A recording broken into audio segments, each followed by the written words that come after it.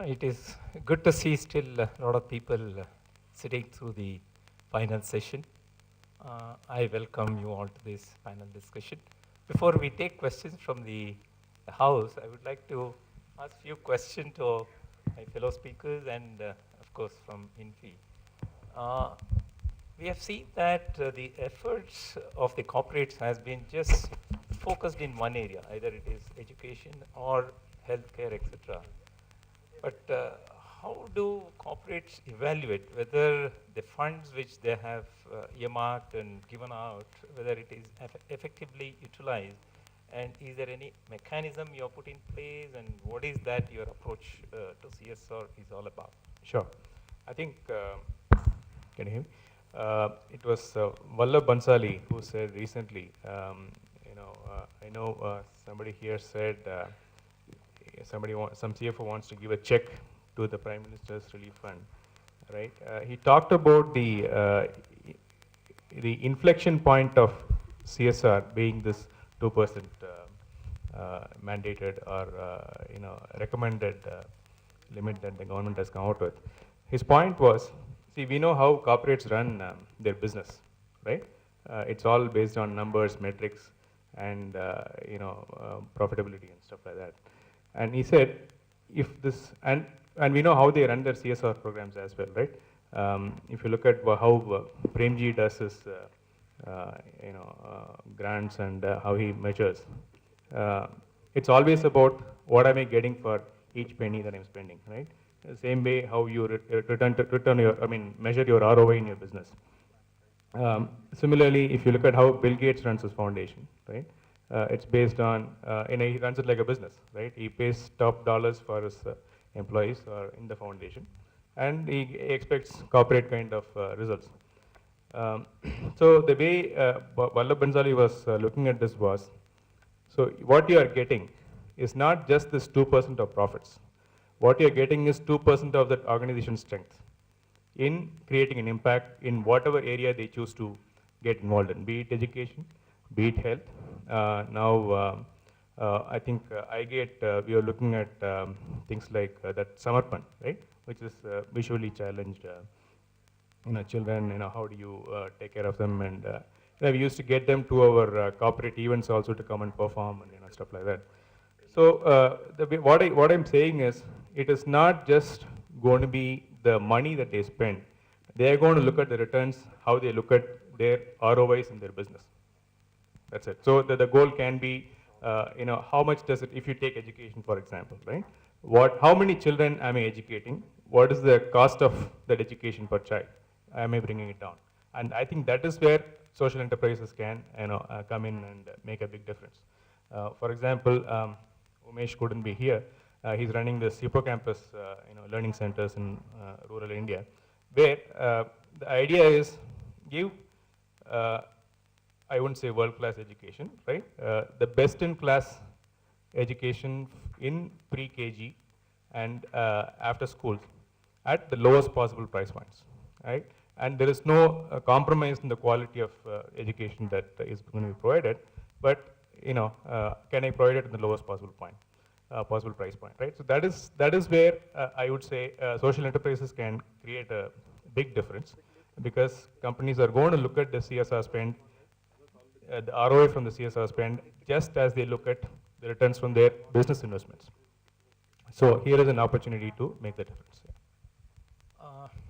During my presentation, I was just talking about the approach which corporates have adopted till now, which is basically focused in one area and it is scattered.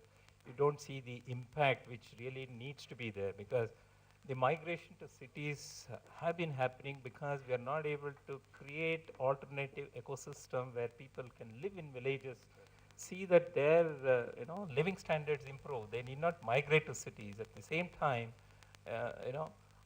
the cities are getting overburdened. Now, this holistic approach, fortunately, the new law says that a corporate need not do everything on its own, and they can join hands. There is a consortium approach which is permitted under law. Now, if I say that, we are having a drawing board to create ecosystem wherein we would like to bring in sanitation in the village. We would like to bring in waste collection, convert that into compost, then various other activities, your energy, generation at the local levels, etc. How do you think your corporates would look at this kind of holistic approach? Do we get the kind of support what we are looking at? Because the whole ecosystem would definitely cost few crores. Now, what is your take on such I agree with you. I approaches? agree with you.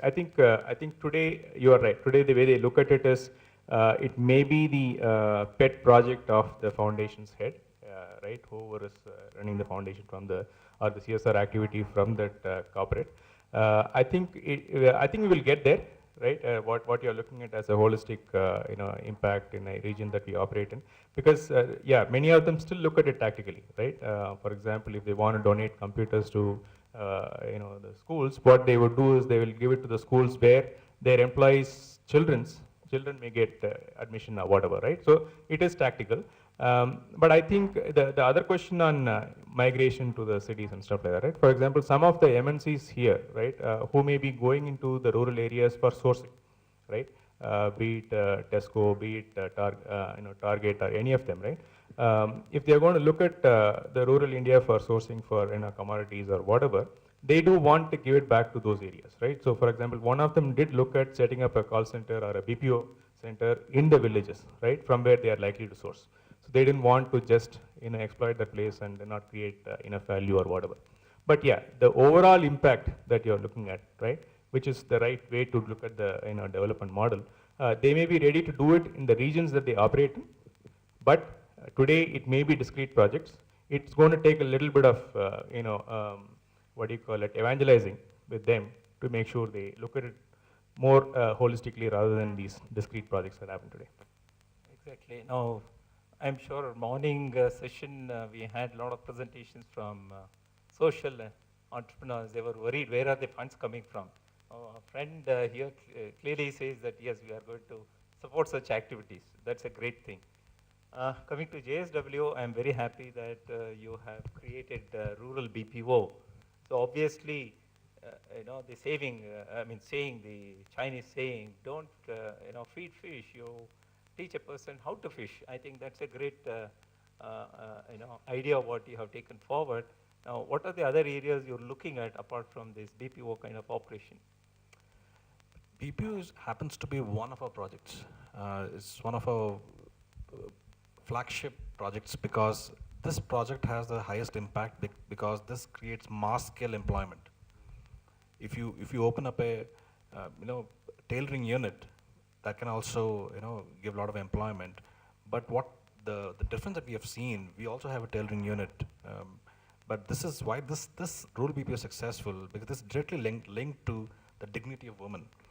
The women feel that they're part of the IT workforce. They feel they're part of the BPO community. So there's a lot of self-dignity that's happening. So to answer your question, what other projects, JSW Foundation is one of the leading foundations in India, which spends a lot on education. We run a lot of mini universities, vocational courses, schools in all across India. And just to go back to your first question, how do you monitor the activities happening? So the approach of a CSR from or the way CSR is looked from a technology company versus a manufacturing company is, manufacturing company cannot survive without CSR. They have to give back to the society. Because what happens is, let's say you're looking at a steel plant, you go, let's say Bellary, you go to Bellary, you acquire that land, you have like millions of land losers, you have to give back, irrespective of you have a law or not. So just to go back, somebody's mentioned Tatas have been spending 4% for hundreds of years. Same way JSW has been spending it.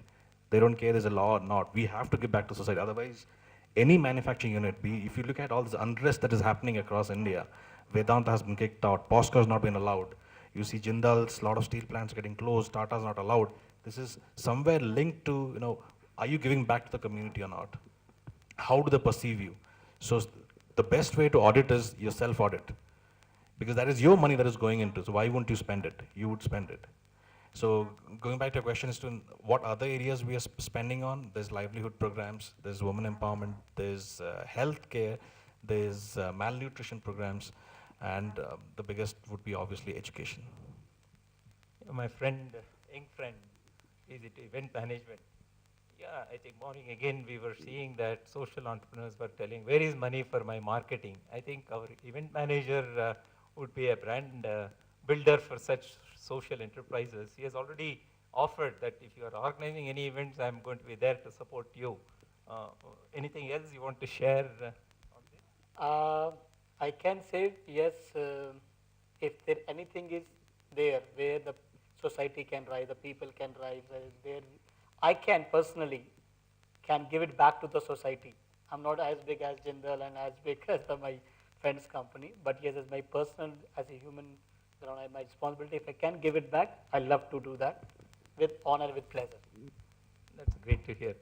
Yes, I will sir. now throw open Good evening. questions to the audience. Good evening, sir. I've got, Srinivas Murthy, I've got two questions for you, if it's not uncomfortable. The question is, first of all, in your presentation at the beginning, the slides were heavily loaded with items of corporate governance. Yes, am I right or not, sir? Yeah, because we are legal people, so we always bring in that legal aspect. The question is, I was wondering that we are dealing with the subject of CSR, that how heavy dose of corporate governance coming into that? Do you mean to say they are synonymous or one is very heavily linked with the other? What is the idea actually? Yeah, corporate governance is very relevant. The reason is we have seen number of CSR initiative happening in the corporates to help their own people. You know, if the initiatives shown to be CSR activities, but it is helping their own kith and kin. Do you call that a CSR activity? No, you need good corporate governance systems and measure to see that such camouflage activity doesn't take place. But That's after the all- reason why corporate governance is relevant.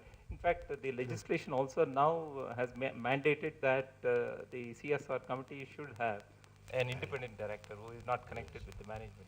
Well, after all, charity begins at home, so it makes even sense. Am I right? That's fine, but if you think that everybody is responsible, there is no need for your street, traffic signals. The moment the traffic signals are off, you have seen what happens. seen The roads get totally, blocked. The moreover- traffic gets chaos. So you need some mechanism whereby you can regulate and Checks see and that balances. things work. Moreover, properly. another issue, sir, Minor. CSR also makes a lot of business sense because as far as I know from my accounting knowledge, but the CSR spend is exempted from tax, am I right? I believe that any enterprise should make profit. If the enterprise doesn't make profit, then obviously it will die. There is absolutely no doubt about it. It is only a question of making how much profit. That's more relevant according to me. And I'm always fond of saying that everybody wants growth, but nobody wants cancer, right? But we are all chasing cancer, unfortunately. We want growth, no doubt about it. So profit is an element. It's only one of the elements. You need to bring in all other elements in place to see that your CSR really works well. And another question to Mr. Kapoor. आपका नाम कापूर ही है ना? Yes, sir, Sanjeev Kapoor. हाँ जी. Now, I'm going to ask you, do you support all kinds of events? Do you manage, जैसे कि आपने technical वाली बात हो गई यहाँ पे, like that, what kind of event you are going to support? I'm a corporate event specialist, sir. अच्छा, So you can say what I don't do is birthday party and personal parties. अच्छा. So only for corporate events, Only for corporates. not for family events. No, sir. हाँ जी. Money is lying with the corporates only.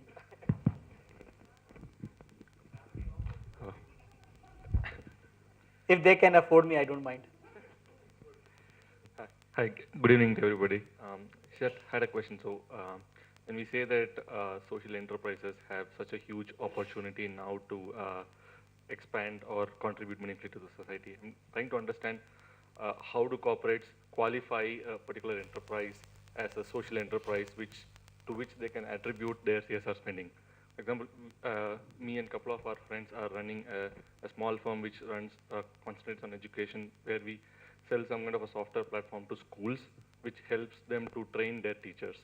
Now, we are also equally interested to see how we can take this across to rural schools or, say, villages. Now, we are trying to understand how we can use this. How do you see us if you can attribute us as an enterprise as a social enterprise to which we can see how we can work it out? Because there are obviously inhibitants when you have to take it to a village or a school, how much they can afford. Is there some model we can work out where the benefit is mutually shared by everybody? And can this platform be used for us or to classify ourselves as a social enterprise? Okay. So let me try and answer it. Many of you can jump in if you want. I think there are different models, right? One is what I would suggest is you partner with people who are already selling to those schools, Okay. right? It may be content, it may be curriculum, whatever, right? Some of these social enterprises also try and manage some of the schools, right? Or they are selling some content to some of these schools, right? So one would be to partner with some of them. If you're looking at the corporate CSR angle, right, what I would suggest is many of them would have adopted some school or the other. Okay. Or their employees would be working with some of the schools or the other, right? Okay. If you want to take that route, then you'll have to figure out those corporates which are working on education, right? And then you'll have to approach those CSR folks there and figure out a way to tag along with them to those schools. What you need is reach, right? So which is the most efficient way to reach those corporates. So you'll have to figure out those, probably mine the publicly available information in terms of data on which corporates are focused on education. Okay. And then take that route, identify those CSR folks in those organizations, and then take that. Okay. But the more efficient way would be to go to those organizations or either social enterprises or even for-profit, regular business enterprises, which are focused on selling to schools, and partner with them. Okay. Okay. Thanks. I'll tell you what. I'll give you my card. Please get in touch with us. We are looking for these kind of softwares. Wow. So I'll tell you, I'm not sure if you're aware, a lot of large foundations, they're companies by themselves. Like for example, we have a budget of approximately 300 crores. That's a company by itself, right? So we cannot do without partners. All our projects, all our implementations are via partners. So what happens is it becomes imperative. So just like the way a company would do procurement, they will invite a company, be impaneled with them, and they will evaluate that company, good or not, then they'll give you a contract. It's the same process here. So we keep looking for partners, we keep looking for NGOs who can bring in something new in different areas of interventions. So education, like I said, is one of our biggest interventions.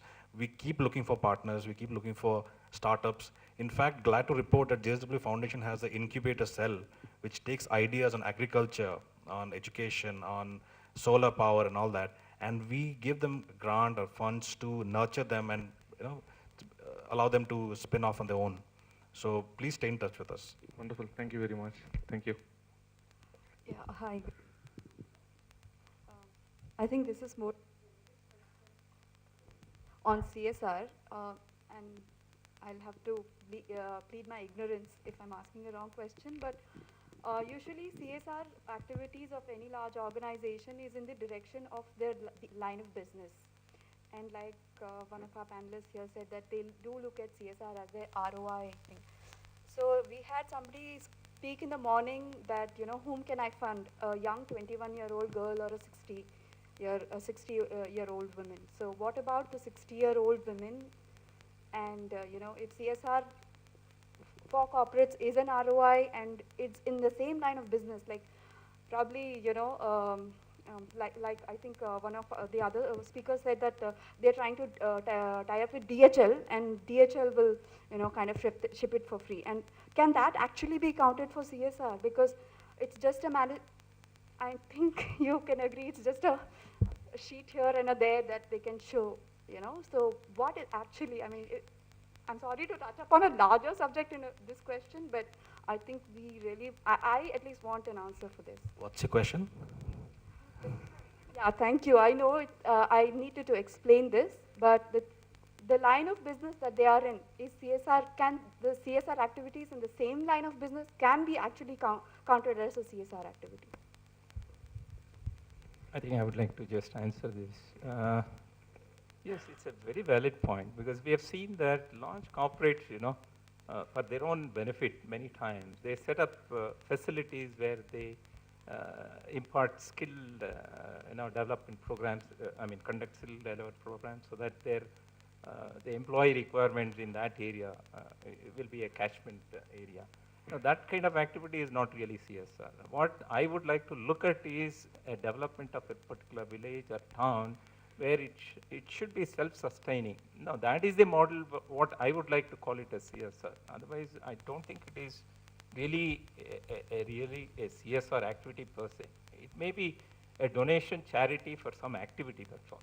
But objective is to see that the lives of standard of living of people across the country should rise. That is possible only to help them build their skills and operate within their surroundings. And that can spread across. I think that is what is really the CSR is all about, according to me.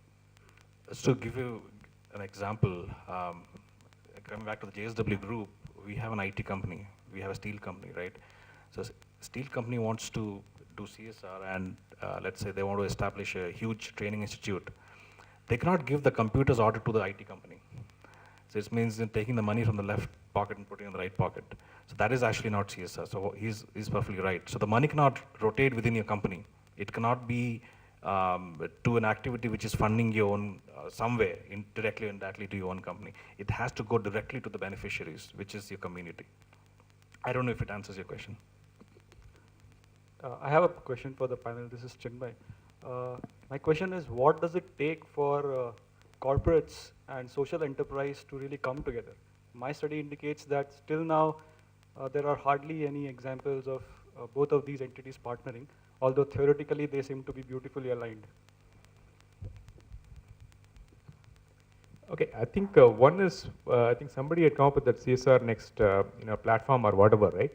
So platforms like that, are what I would call the marketplace for the corporates and the potential match in terms of their area of focus, which social enterprise probably makes the best fit or whatever, right? So that's probably one start, I would say, right?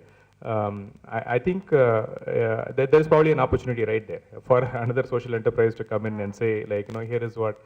So this was probably a Facebook kind of user group that you was talking about, but maybe there is one more level we can get into in terms of what exactly is the kind of organizations these corporates are looking for, and what are those enterprises which may fit this, like an eBay kind of, and that may be a oversimplification of that need, but I'm saying maybe the answer is somewhere in between. So, but otherwise today we just have to figure out a way to mine the publicly available data in terms of their focus, and figure out which corporates make the best fit or whatever. So essentially, I think what you're saying is it's just a lack of connect.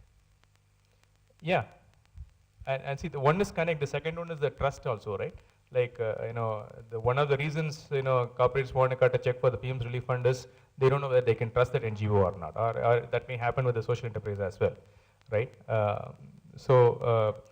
Like LinkedIn or whatever, right, or Quora, where they talk about, okay, this NGO I've had great experience, or this social enterprise I've had great experience. So they know that's. But at the end of the day, you are running a business, right? So you'll have to do it the way you would, sell any normal, service or a product or whatever. So Just to add, before this law, there's a lot of,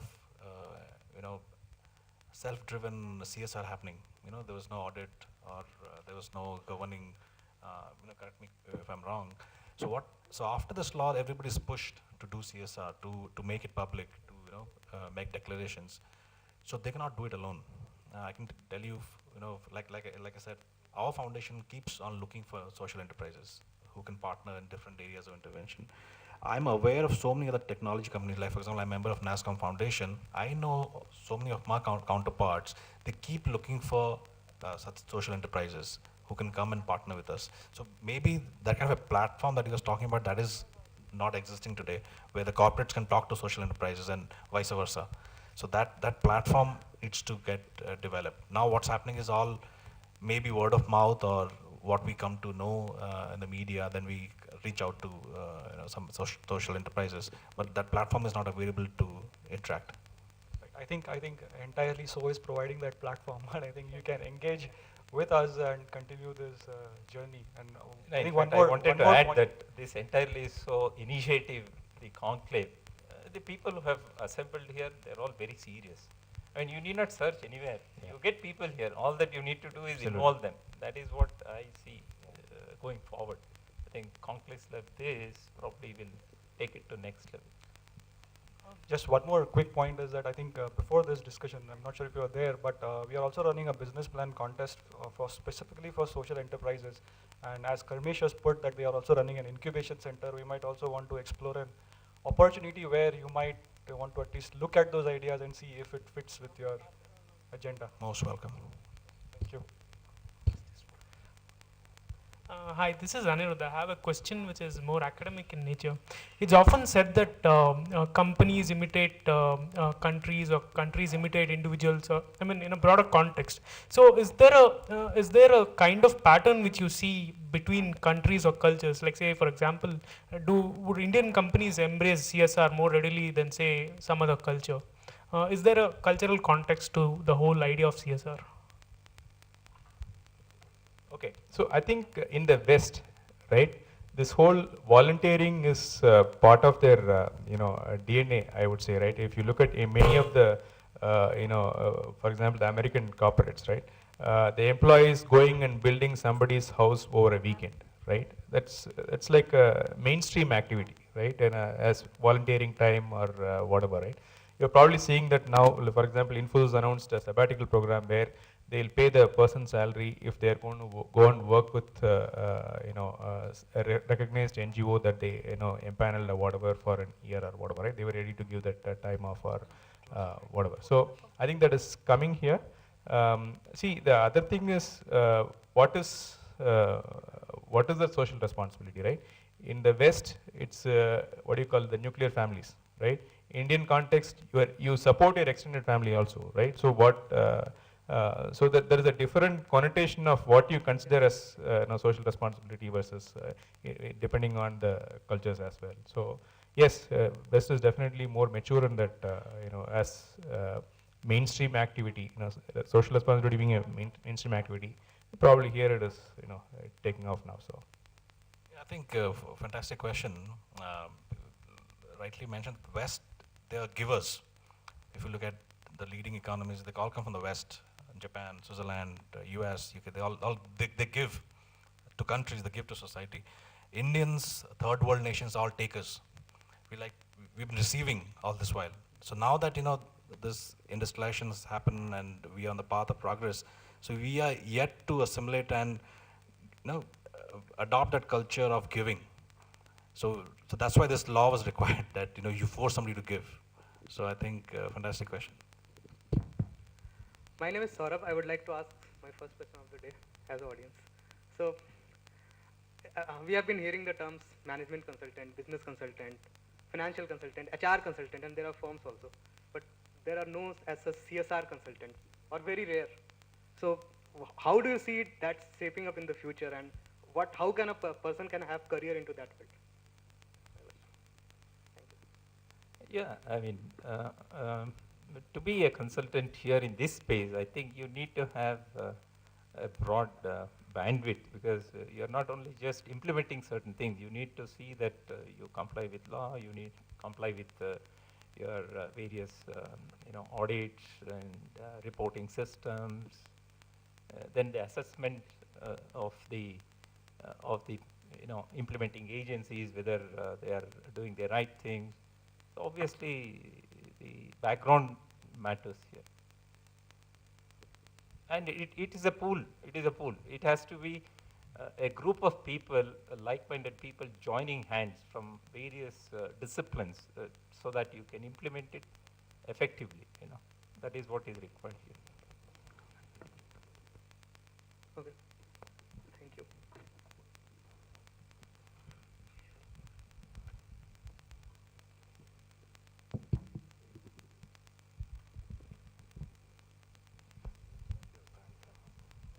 So thank you everyone for this participation, and we'll just have a closing address. sorry, and we'll have Lieutenant Colonel Ashok will present you with a token of appreciation for sharing your time with us.